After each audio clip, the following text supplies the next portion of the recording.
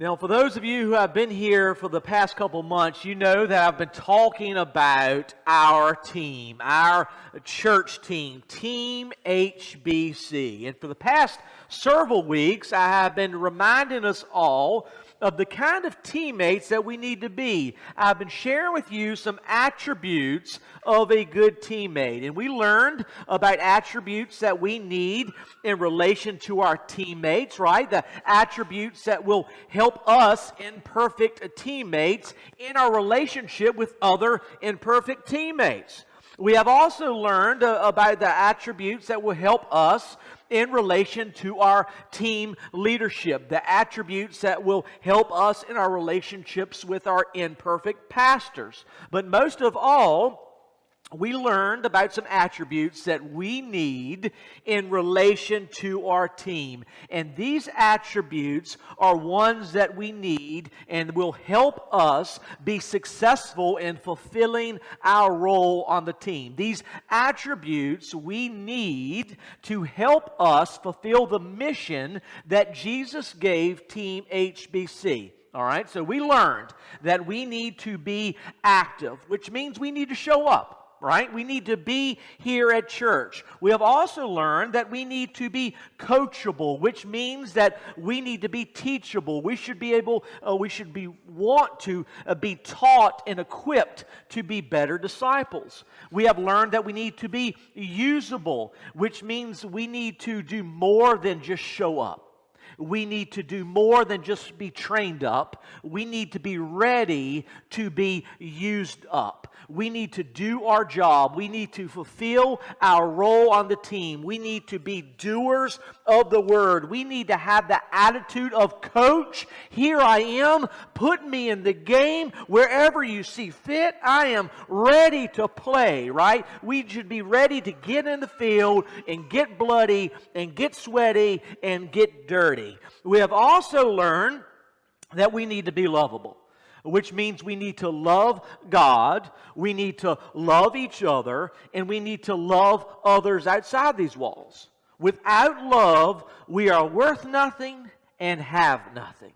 And lastly, we learned that we need to be missional, which means that as a team, we need to be focused big picture on the mission that Jesus gave us. And our mission is to make disciples. We are, as saved people, we are to be disciples who make disciples, all right? So let's focus on the gospel. Let's share the gospel. Let's spread the gospel. Let's teach the gospel. Let's live out the gospel in our lives. We need to be active, coachable, usable, lovable, and missional. And we spent weeks and weeks and weeks talking about that, right? There are some of the important attributes that we need to have. These 5 attributes are necessary attributes of every disciple. They are necessary if you want to be a good team member. They are a necessary and essential for every team member here on Team HBC to have, all right? So turn to your neighbor and say you need to have all 5.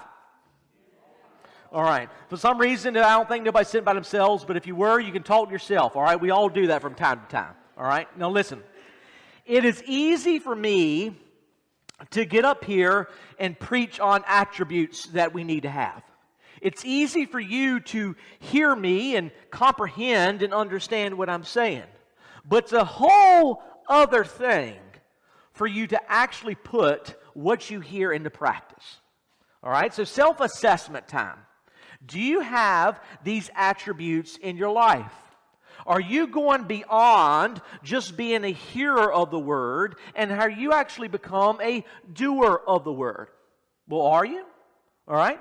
Are you batting 5 for 5? 4 for 5? 3 for 5? 2 for 5? 1 for 5? 0 for 5? Where are you on this self-assessment? Well, today I thought it would be beneficial to everyone here and to everyone who is listening online for me to share a biblical example of someone who is a doer. Someone who has so many of the attributes that we have been talking about and are putting them in practice, all right? So, and as we examine this familiar story of a doer, we will discover some attributes that will help us become a better teammate here on Team HBC. The attributes that we find from this doer will help us fulfill the top 5 attributes that we need to have. All right, so I'm going to share with you some attributes that will help you be a doer of the word. So today, we're going to look at a familiar story. A story that was told by Jesus and recorded for us in Luke chapter 10, verses 30 through 37. It is the story of the Good Samaritan. All right, so I thought that during this sermon series about attributes of a good teammate, that we would look at someone who, in fact, did a good work, and in doing so, learned some more attributes that us Christ followers should have. So before we jump into our text this morning, starting at verse 30, I want to just share with you the conversation that Jesus had with a lawyer that led up to this well-known story that we all know. All right, so please turn with me in your Bibles to Luke chapter 10, starting in verse 25, or you will see the text on the screen as well. All right, so I'm going to read these verses up to 30, and then we're going to jump right into the story of the Good Samaritan. Listen to God's word this morning. And behold, a certain lawyer stood up and tested him, saying, Teacher, what shall I do to inherit eternal life? He said to him, What is written in the law? What is your reading of it? So he answered and said, You shall love the Lord your God with all your heart, with all your soul, with all your strength, and with all your mind, and your neighbor as yourself. And Jesus said to him, You have answered rightly. Do this, and you will live. But he, wanting to justify himself, said to Jesus, And who is my neighbor?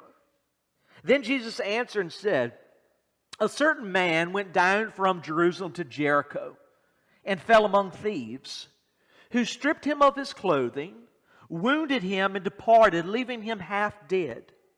Now by chance a certain priest came down that road, and when he saw him, he passed by on the other side. Likewise a Levite, when he arrived at the place, came and looked, and passed by on the other side. But a certain Samaritan, as he journeyed, came where he was, and when he saw him, he had compassion. So he went to him and bandaged his wounds, pouring on oil and wine, and he set him on his own animal, brought him to an inn, and took care of him. On the next day when he departed, he took out 2 denarii, gave them to the innkeeper, and said to him, Take care of him, and whatever more you spend, when I come again, I will repay you. So which of these 3 do you think was neighbor to him who fell among thieves? And the lawyer said, He who showed mercy on him. Then Jesus said to him, Go and do likewise. So this morning I want to share with you 4 attributes that the Good Samaritan had that we too need to have if we want to be a good teammate. All right? The first one is this. We need to be observant. All right? I was lazy. I didn't tell Adam to put them on the screen this morning. All right? We need to be observant. All right? I have heard so many Christians over the years say things such as, I wish I could share the gospel with someone, but I just can't find anyone to share it with. I really want to help someone, but I don't personally know anyone that needs help. You know, God never seems to place anyone in my life that needs me and my help. I want to serve God more, and I want to show folks the love of Jesus, but I never have any opportunities. Haven't you all heard things like that? In fact, you might be the one that said that or thought similar things like that. But to all of us, me included, who have said things like that or thought like that and in some time in our life, let me tell you something. We were wrong. Listen, God is always bringing folks into our life that we can share the gospel with. There are always people around us who need help, who need us. There are always a lot of opportunities for us to minister to others and love folks like Jesus all around us. Some of you are just not looking. You see, so many Christians claim they are looking and listening, but the truth is this: most Christians walk through life with their eyes closed to the reality of the needs around them. Most Christians walk through life with their ears closed to those who are calling out for help. Right? We're all like listening to our Christian music loud on the radio, and we're like, "Speak to me, Jesus, show me some things I need to do." But yet our heart's really not like that. We know we should say that, but yet we're walking around with our ears closed and our eyes closed. It is time we start walking around with our eyes open to the needs of others. It is time we start walking around with our ears open to the cries of others. We need to be observant. We need to be like the Good Samaritan. I want you to notice that the Good Samaritan was aware of his surroundings. The text says, "and when he saw him." You see, the Good Samaritan was a man who lived his life with his eyes and ears wide open, looking for opportunities to serve God. He saw the man in need because he was looking. He heard the man's cries because he was listening. Team HBC, you need to know there are opportunities to serve. There are people to help. There's lost folks all around needing to hear the gospel. But are we looking for them? Are we listening for them? We need to be observant. Number two, we need to be available. We need to be available. Let me ask you something. What kind of HBC teammate would you be? What kind of disciple would you be? What kind of Christian would you be if you observed something that needed to be done, or if you saw someone that needed your help or needed the gospel, yet you walked away without helping? I'll tell you what you'd be like. You'd be like the priest and the Levite who saw the man, yet continued on with their journey. You would be like the villain in this story. As a Christian, if you observe, if you see a need, and do not make yourself available to help the best you can, you are not being like Jesus in that moment. As a team member here on Team HBC, if you see a need at this church, a ministry that needs to be filled, and you do not make yourself available to help it, to fill it, to do it, you aren't being a very good teammate, are you? Right? We use football analogies. And if we have a gap in our line, and the quarterback keeps getting crushed, and the running backs keep getting crushed, and I'm like, "Nancy, fill that gap. Mike, fill that gap. Stand up." And you're like, "No, I'm not available." You see that need and you don't fill in, you're not being a good teammate. As you saw our text in the morning, the Good Samaritan made himself available. Look at verse 33 and 34. "But a certain Samaritan, as he journeyed, came where he was, and when he saw him, he had compassion. So he went to him and bandaged his wounds, pouring on oil and wine, and he set him on his own animal and brought him to an inn and took care of him." We need to be available. The Good Samaritan was available. So are you making yourself available to God to be used? Are you making yourself available to this team to be used? Or do you just have a lot of excuses of why you're unavailable? Now, and I know when you're thinking this, if you haven't been making yourself available, in your mind we get all defensive quick, don't we? And we start making excuses. So in your mind you're like, "Pastor Matthew, you don't understand. I'm busy. I'm busy at work. I'm busy at my job. I got project after project. I'm busy taking care of my kids. I'm busy taking them to ball practice and dance class and school functions and a million other things.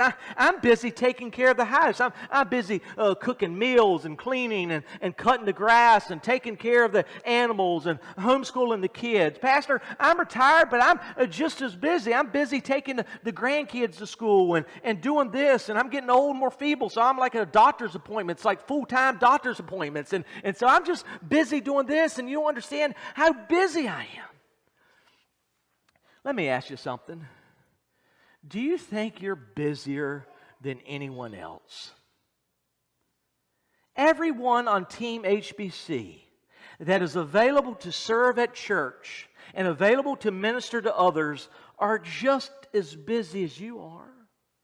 They have just decided to prioritize being a good disciple of Jesus over their busy schedule.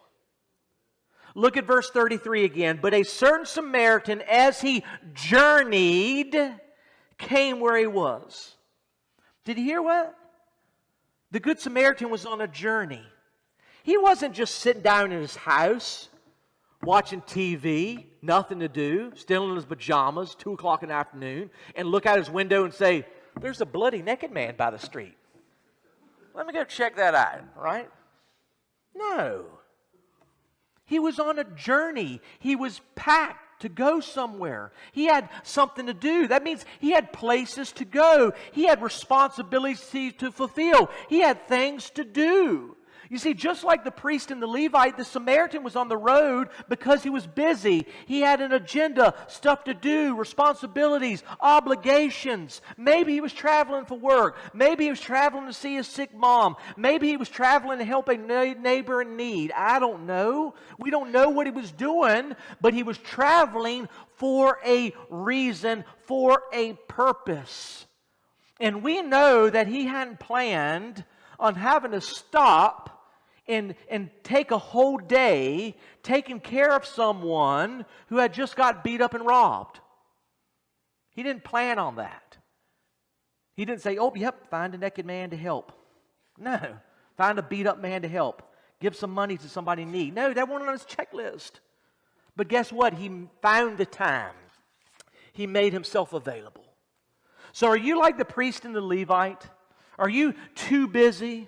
Too busy to stop and help, too busy to serve, too busy to attend worship, too busy to give the Lord yourself? Are you always unavailable? Or are you like the Good Samaritan? You're just as busy as the priest and the Levite, yet you make yourself available. Listen, as your lead pastor, there is nothing I respect more from you than your availability. Because I know that when you say to me, Pastor, I'm available to help, I know what you mean. I know what you're saying. You're not saying that you have free time to help. You're not saying to me that you're not busy. You're not saying that you are excited about doing what I asked you to do. You are just letting me know that you are a disciple of Jesus who is willing to do what is needed when it's needed. Listen, this is important. Being available does not mean you have free time. It means you choose to make the time. Being available doesn't mean you're not busy. It means that you choose to prioritize following Jesus over following your schedule, even if that means hurting yourself and cutting away some of your fun time. Being available doesn't mean you're excited about the situation that needs you. It means you're willing to do it because it is a need that needs to be met. Being available doesn't mean it is convenient for you to help. It means that you are willing to serve even at your inconvenience. Is that soaking in? How many people make excuses? I'm too busy. Halftime, the reality is we should say, I just don't want to because I don't care. I just don't want to because I'm lazy. I just don't want to because it's hard. I don't want to because it's out of my comfort zone. But we always say we're too busy, right? When the Good Samaritan started his busy day, do you think he wanted his schedule to be screwed up? It's like, I hope something comes along and screws up my schedule, right? I really want to just mess up my day, right? I hope everything goes bad today. Do you think he wanted his plans for the day to be ruined? Do you think he wanted to treat and bandage his nasty wounds of a stranger? Do you think he wanted to walk to a town instead of riding his horse or donkey? Do you think he wanted to waste his hard-earned money and waste some precious oil and wine and spend that hard-earned money on us helping a stranger who hated him? You see, Samaritans were hated and mistreated by the Jews. So this Samaritan wasn't helping a friend in need. He was helping a stranger who would have viewed him as a second-class citizen. A stranger who would have despised him. Right? This is like Donald Trump seeing Joe Biden beside the road hurting and stopping to help him. Right? You're like, no, that ain't happening. Don't be like, good for you, you're fired, right? No, this is like they hated each other. Trust me, the Good Samaritan, if given a choice, would never plan to have a day like the day he had. He lost time. He lost money. He had to work extra hard. Yet he chose to make himself available. So tell me something. Do you only make yourself available when you have the free time, when you aren't too busy? Do you only make yourself available when it doesn't cost you much time or energy or money? Do you only make yourself available to do the things you want to do and when you want to do them? Do you only make yourself available to the people who would like you or would lift you up, who would bring you glory, who would brag about you, who would appreciate you? If we want to be a successful team, if we want to be successful and faithful disciples, we need to be like the Good Samaritan. We need to be available.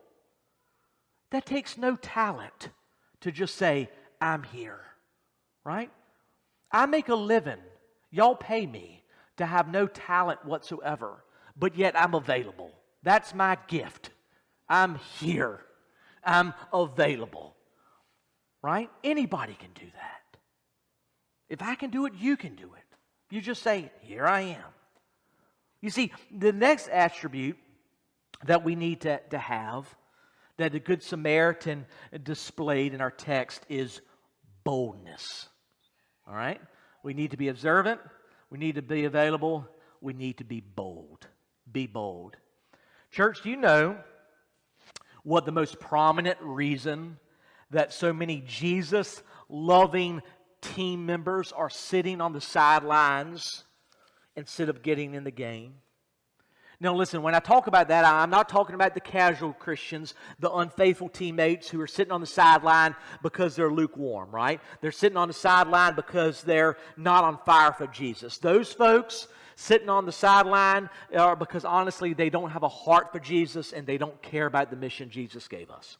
But I'm not talking about the lukewarm, cold team members. I'm talking about those of you team members who genuinely love Jesus, who genuinely want to see the Great Commission fulfilled. Do you know why some of those fired up, Jesus-loving team members are still on the sidelines? It's because they're scared. They're terrified. They're scared to get in the game. The reason that some Jesus-loving members on Team HBC are still on the sideline is because they're terrified, afraid, and scared. They're too scared to start or help with the ministry because they're scared to fail. They are scared to get embarrassed. They are scared to struggle. They are scared to fall on their face in front of others. Some people are scared to serve because it goes outside of their comfort zone. So they are scared of the newness. They are scared of the discomfort because we know growth, right? When kids grow, it brings growing pains and it hurts. When Zechariah grew like 42 inches in like 3 months, he was like, my knees, my knees. I'm like, yeah, you eat like 1 chicken nugget a month and you're growing like 3 foot, right? And growing pains hurt, right? Growth brings pain. So we're scared to do some of this thing because it brings pain. It brings discomfort. Some team members are scared of walking in faith because they cannot see the outcome. And so many Christians that love Jesus walk by sight. I can see this. And some people are scared to take that step in faith because they know Jesus called them, but they don't know that next step or the end. Team, it's time for some of you to stop being so fearful. It's time for some of you to stop being so timid. Think about if Peter and Paul and James and John and Mary Magdalene and Mary Mother Jesus and all of them, think about that early church if they were timid and fearful. We wouldn't be here today. A timid church is a dead church. It is time for us to be bold. I want you again to look at verse 33 and 34, and I want you to notice the boldness of the Good Samaritan. It says, but a certain Samaritan, as he journeyed, came where he was, and when he saw this man, his first instinct, he had compassion. So he went to him, and he bandaged his wounds, pouring on oil and wine, and he set him on his own animal, and brought him to the inn, and took care of him. Now, in hindsight, we know how this story ends, right? We're like, well, he shouldn't have been scared. It ended good. But as the Good Samaritan was going through this, he didn't know how it was going to end. You see, when the Good Samaritan saw a man in need of help on the side of the road, he did not know how the story was going to end.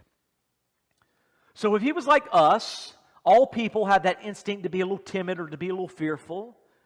He could have came up with 1,000 excuses why not to stop.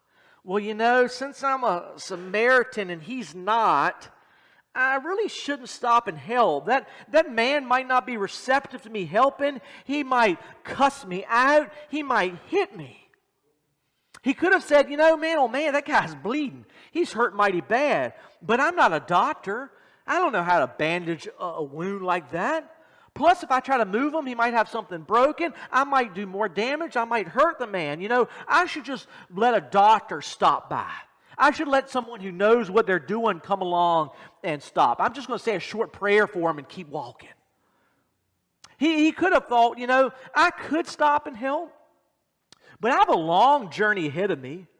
I didn't pack enough supplies for 2 people. If I use some oil and wine and some supplies on him right now, I may not have enough for me on day 3 of my journey. All of those would have been responses from fear. And he could have responded that way. He could have thought of 1,000,000 excuses not to help. Excuses that would have sprung from a heart of fear, a heart of timidness. Yet instead, he chose boldness. Church, think about how many great things we could do if we had a heart of boldness. Instead of hearing from God and then thinking of 1,000,000 reasons we shouldn't do it, or maybe we didn't hear Him right, think about if we actually responded in faith, in boldness. Think about all the things that God could do in you and through you and with you if you never had a spirit of fear. Church, listen. We all have to deal with fear and worry and anxiety. And as Paul said, he was the chief of sinners. I am the chief of worry and anxiety. I get it. All right? But we must never, even when we're warring in our mind and warring in our heart, we must never let that fear and worry and anxiety stop us from being who God created us to be, Jesus saved us to be, and the Holy Spirit empowers us to be. You see, while living in the midst of our fears and worry and anxiety, let us choose to be bold. Let us be bold even as our knees are shaking. So far, the Good Samaritan has showed us that we need to be observant, need to be available, and we need to be bold. All right? Well, let's look back verses 33 and 34, and I want to share with you one more attribute that we should all have as disciples of Jesus and as members on Team HBC. One that is clearly evident in the life of the Good Samaritan. All right? Our text. But a Good Samaritan, as he journeyed, came where he was, and when he saw him, he had compassion. So he went to him, bandaged his wounds, poured on oil and wine, and he set him on his own animal, brought him to an inn, and took care of him. On the next day, when he departed, he took out 2 denarii and gave them to the innkeeper and said to him, "Take care of him, and whatever more you spend, when I come again, I will repay you." I want you to notice that, first of all, the Good Samaritan bandaged the wounds, poured on oil and wine, and took care of the injured man. All right? And we talk about bandages. This man was naked. He probably gave the man one of his spare tunics as well.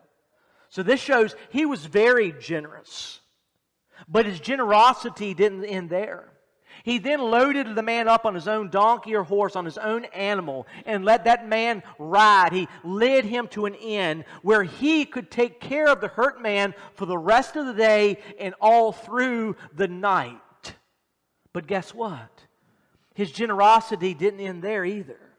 The next morning, the Good Samaritan had to continue his journey. This showed his journey was important. He couldn't be delayed anymore. He had to go, but he didn't abandon the injured man without giving him the aid he needed. Notice how he paid the innkeeper in advance so that the injured man could stay there as he continued to recover and heal.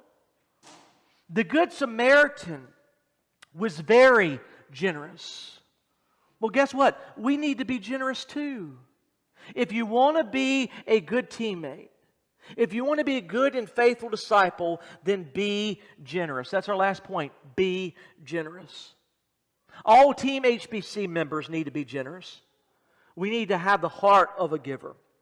So would you describe yourself as having a heart of a giver? Would you describe yourself as being a generous person?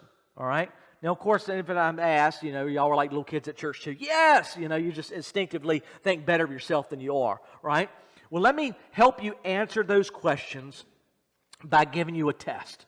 Don't worry, this is not a test that has a right or wrong, all right? I see Josh back there is excited. He's like, yes, I can't fail it. All right, so there's not a right or wrong on this. But your answer is the one that best describes you.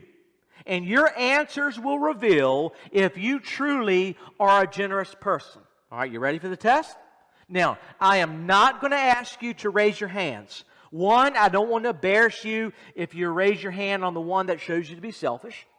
Two, I don't want you to lie at church, right? And raise your hand when you shouldn't. A lot of us feel that peer pressure lie. We see everybody raise their hand. You're like, yeah, me too, right? Right? So I don't want you raising your hand. Well, that's what I should be doing, so yeah, that's me. All right? So this answer is between you and God. So here's 5 either-or questions just to show your heart of where you are lay on the generous scale. All right? So number 1, which one are you? I give in relation to what I have, or I give in relation to the need that needs to be met.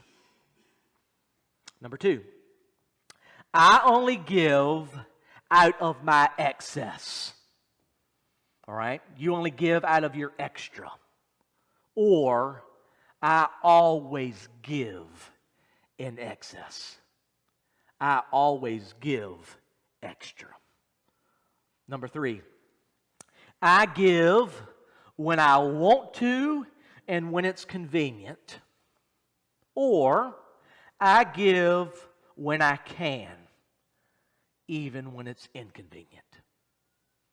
4, I am generous when it comes to spending on me and my interest, or I am generous when it comes to spending on the things of God and in the interest of others. Last one. I give more to my hobbies and for entertainment than I give to church. Or I give more to my church than I give to my hobbies and for entertainment. Let me get practical. Men, y'all so easily drop $900 on a new shotgun and don't think it's a second moment. Would you write a check to church for $900? Women, how many $200 pocketbooks or bags, whatever you call them, handbags, purses, do you need? Would you write that much $200 checks to church? Be real, all right? So quickly you can buy that meal after lunch for $20. But are you willing to put that $20 in a plate? And you're like, don't have it this week. But then you'll get a double extra cheeseburger. How do you do on this test? What do your answers say about you? Do you truly have the attribute of generosity? Do you have the heart of a giver? Are you more selfless or selfish? Are you more of a giver than a taker? Now listen, none of us are perfect on this. We all have room to grow. And some of these you can be both, right? You're like, man, I give a lot to church and I give a lot to myself, right? So we're all works in progress. Nobody's perfect. And I'm not trying to shame you. I'm going to get the biggest cheeseburger known to man from Hardee's when I leave here today, all right? But I'm not neglecting giving to church before I get that cheeseburger, right? And if it came to giving to church or the cheeseburger, I would give the church and then begrudgingly eat a cheap hamburger, right? Might not be happy about it, but that's what I would do. But the point is, church, we need to be generous. We need to be givers of ourselves. We need to give ourselves to Jesus. We need to give ourselves to the team that Jesus put us on. We need to give ourselves to the mission that Jesus gave us. We need to be generous with our time, our talents, and our treasures. On this team, we need to be generous with our days and our evenings. We need to be generous with our minutes and our hours. We need to put in the time needed to be a disciple who makes disciples. We need to put in the time needed to fulfill our role on this team. So be generous with your time. On Team HBC, we also need to be generous with our skills, our gifts, and our talents. We don't need to just show up. We need to show off our spiritual gifts and natural gifts. We need to be generous with the gifts that God gave us and show them all for His glory. We need to be generous with our knowledge, with our learned skills, with our unique talents, with our natural gifts and our supernatural gifts. We need to use our talents to make disciples and fulfill the Great Commission. So be generous with your talents. On Team HBC, we also need to be generous with our treasures. Most team members expect HBC to be filled with the best ministries and activities. Most team members expect HBC to have all the resources needed to equip and make disciples, to care for the needy in the community, to have these big community outreach events. Most team members expect HBC's buildings and grounds to look nice, to be up to date, and we need to hurry up and build that expansion. Most team members expect HBC to have the pastor and the staff needed to handle the church needs and spiritual development. But guess what? All of those things, unfortunately, cost money. So I have a question for you. If this team had to rely on people with your generosity level, based on how much you give, how much could we do as a church if everyone had your heart? How much could we accomplish? Do you give some of your money to church, to your brothers and sisters in need, to a neighbor who needs help, to a missionary who needs support? Or is every extra penny just on you for another big TV, for another streaming service, for another gun, for another bag, for another pair of shoes, for an extra vehicle, for a new jet ski, for a fourth family vacation? We need to be generous with the money that God graciously gives us. Listen, you don't need to understand the talent and the skills and health that you have to be successful at your job and to work hard. Who gave you that? Everything you have to earn your money has been graciously given to you by God. Everything we have is God's. So don't let us be stingy with God's money. We all need to give our treasures to the team to help Team HBC fulfill the mission and ministries that God has given us. So be generous with your treasures. Now, I know what some of you are thinking. You instantly, when you hear about money, you start thinking about limits, right? You're like, Pastor, how generous should I be? How much is the requirement to be a good teammate? All right? Will you get on my back for like $30? I mean, how much time? 1 hour? How much talents? 1 talent? How much treasures are required? Give me that minimum entry fee to be a good teammate and a good disciple. That line of questioning is the same that the lawyer asked Jesus. Come on, who's exactly my neighbor? He was asking for limits. Well, my answer to you and your question is this. I want you to be like the Good Samaritan. The Good Samaritan was very generous. In fact, there was no limit to his generosity. Notice that in verse 35, he says, take care of him in whatever more you spend. Whatever more you spend, when I come again, I will repay you. The Good Samaritan had no limits in his generosity. He gave the amount of time needed to get the job done. He gave the amount of talents needed to get the job done. He gave the amount of treasures needed to get the job done. And that is what our God requires of us. Our God says this, I want you to give me all of yourself, and I will use the right amount of you in each situation to get the job done. Here at Team HBC, we don't set limits. We just want to be used by God to get the job done. And that job is to be disciples who make disciples. And we don't want to do anything more or anything less. But to do this, we need to be generous. Now, and I want to wrap things up by just bringing your attention to that one word I see and the end of our story, and it's that one word, whatever. I love how the Good Samaritan told the innkeeper, whatever. He said, whatever you spend when I come again, I will repay you. He had such a generous heart. He was like, do whatever needs to be done. I'm good for it. I'm going to pay for it. I'm going to take care of it. Church, we should never tell God how much. When He asks us to do something, when He says follow Him, when He says do this, we shouldn't say how much, where, how long, how tough it would be. We shouldn't ask questions. We should say whatever.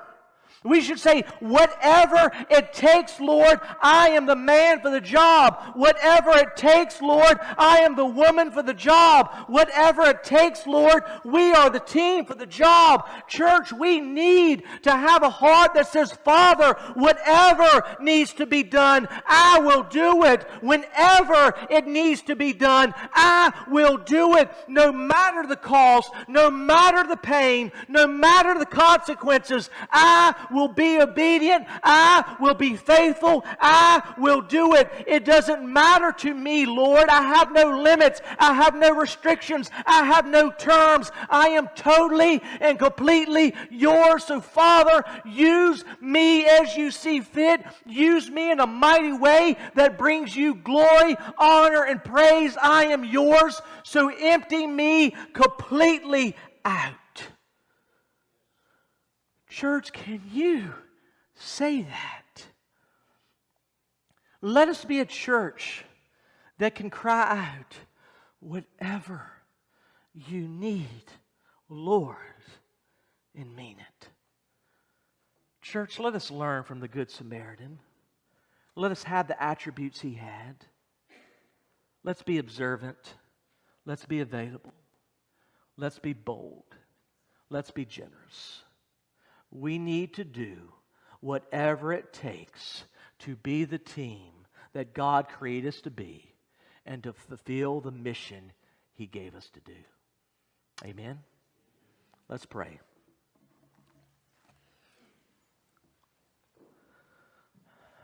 Father God, help us to be like You. Help us to have no limits. And Lord, we know that is tough because we are such a limited people. We have limited time, limited talent, limited treasures. And Lord, You know our limits. You know that we have to provide for our family. There's a certain amount of time that is not ours, that we have to work, that we have to do these responsibilities. But Lord, let us know that even in those moments where we don't get to decide what we want to do, in those moments we can still be faithful and obedient to You, that we can still be disciples in that moment. Father, we know that we're limited in our talents. Some of us feel like we're not good at anything. But Father, let us be a people who would give You everything, because we know that You can use us imperfect, weak vessels to do something awesome. We know that we can be a tool used in the mighty hand of God. Father, we know that it costs a lot of money to live, and with inflation it's getting harder and harder. So Lord, You know that we have limits on how much we can give. But Lord, let us have that generous spirit that gives in excess, that doesn't worry, that gives without fear. Father, even though we have limitations, let us live with a heart that has no limits, that has no restraints, that has no type of contract with You that says, we will if You do this. Help us to be faithful and obedient. Help us to be like that Good Samaritan. Help us to be good and faithful disciples. Help us to be good teammates. In Your Son's name we pray. Amen.